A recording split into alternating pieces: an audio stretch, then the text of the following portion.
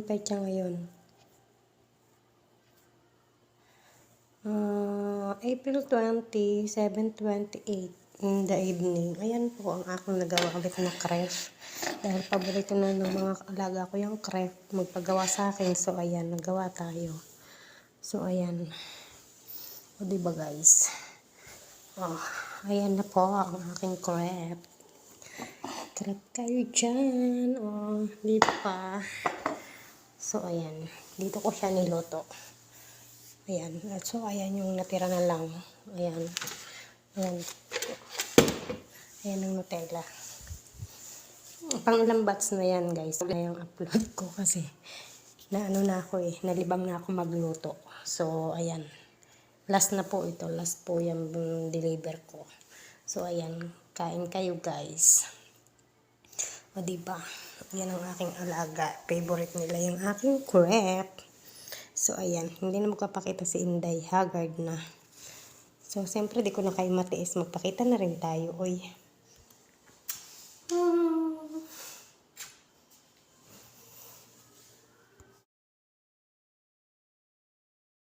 Crepe. Ayan, ilagyan ng Nutella. Dahil wala pong saging at saka strawberry. Kaya yan lang. Nutella lang muna tayo. Guys. Ayan. At siyempre, wala tayong pinggan. Ganun.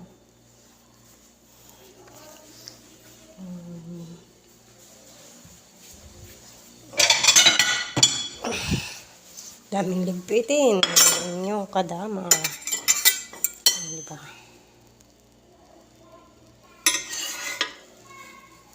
Yan. Mahaba pala ito. Uy. Hindi ito pinwait natin. Pero hindi pwede. Baba. Mainit.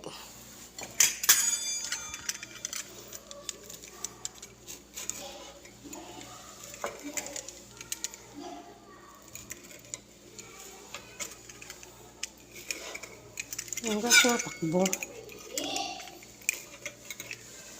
Hey! Ano mo kalang dito? Nasa inyo pala yan, kaya pala wala sa taas. Niluto mo. Namiss ko lang magluto nito ng crepe. Crepe ba? Crepe. Kung ako ay nasa Dubai Mall. Tsaka sa Global Village. Crepe. So, pinagawa ko dito. Buti na lang, naging trabaho ko to sa Dubai. So, yun. Buti na nga lang po at naging trabaho ko to sa Dubai. Kung hindi, saan yung pag-islis ko? Hindi ko alam saan ako susuot. Wait lang.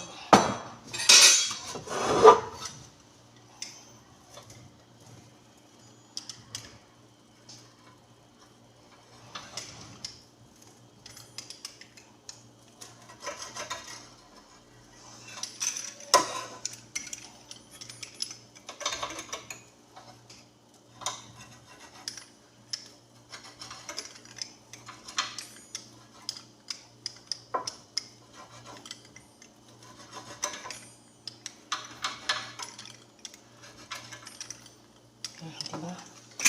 So, yan. Dati serve na. Naku na din. Na ano, nadurog. Na ano, bakit hindi mababuo?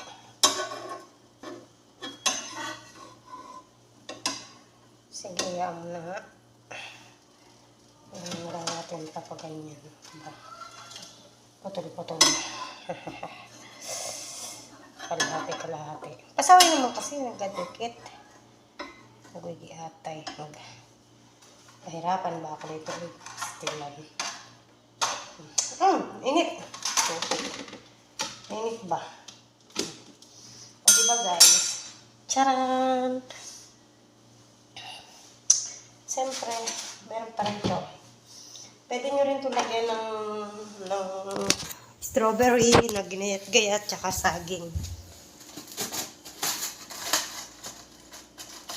So, ayan.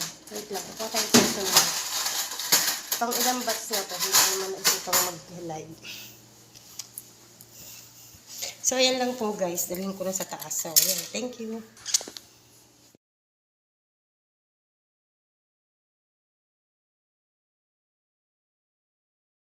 So, ayan guys. Dahil nakulang pa yung mga alaga ko sa aking ginawa, nag-request pa. Lakihan ko na daw. Ito ho ay mapuno-puno itong inano ko. Ginawa ko, tinimpla ko na crepe. So, naubos na nga. Dahil ubos na, ay may request ulit yung mga alaga ko.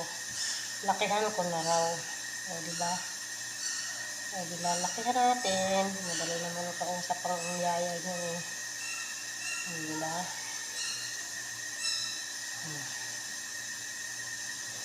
Lakihan ko na raw. So, may natira pa.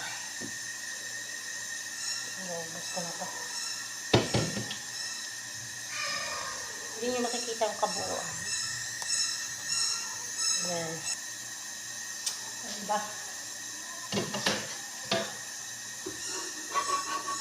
Ngayon yung pag-uwi ko ng Pinas, mag-business ako nito. Kailangan natin bumili niya na ito. Itong bilog na to.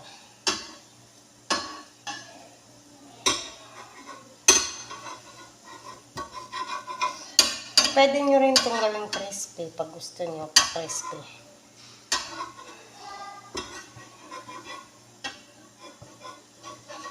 May apoy pa ba? May tanong ko.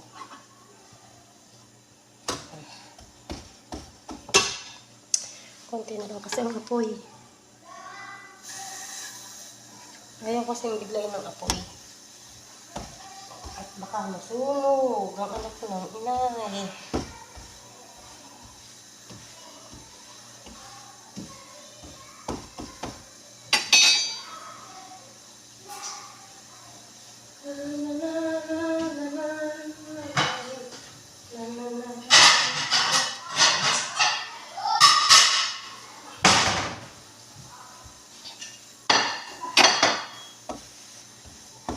Diba?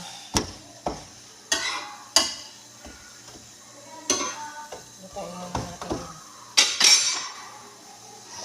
Kaya sila nasarapan guys. Hindi ko binakita ko doon sa harina. Gatas na fresh milk. O, diba? Imbis tubig, yung fresh milk ang ginawa ko. Naalala ko noon ganito, nung naandun pa si Tess. Si Marites yung pinsang amo.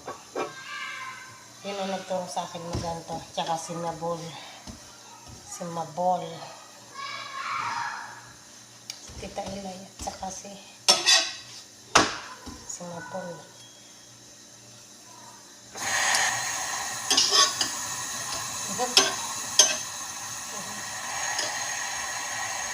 Ito na lang ito.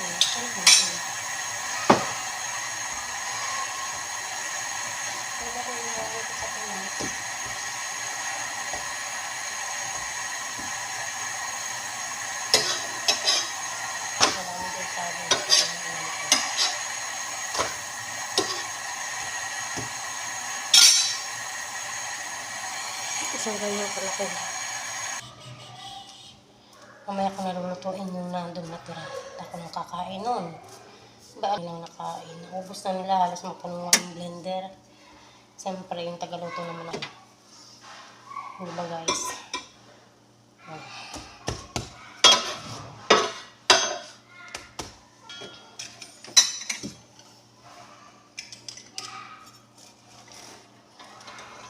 Kailangan ko pala hiwain ko sa pinggan.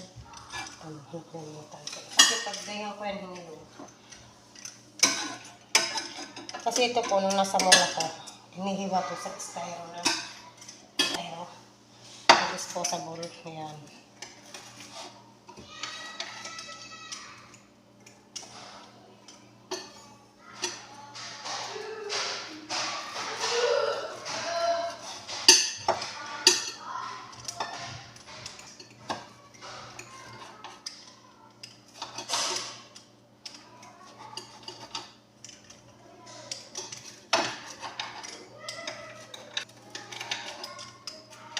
Magiging crispy na siya.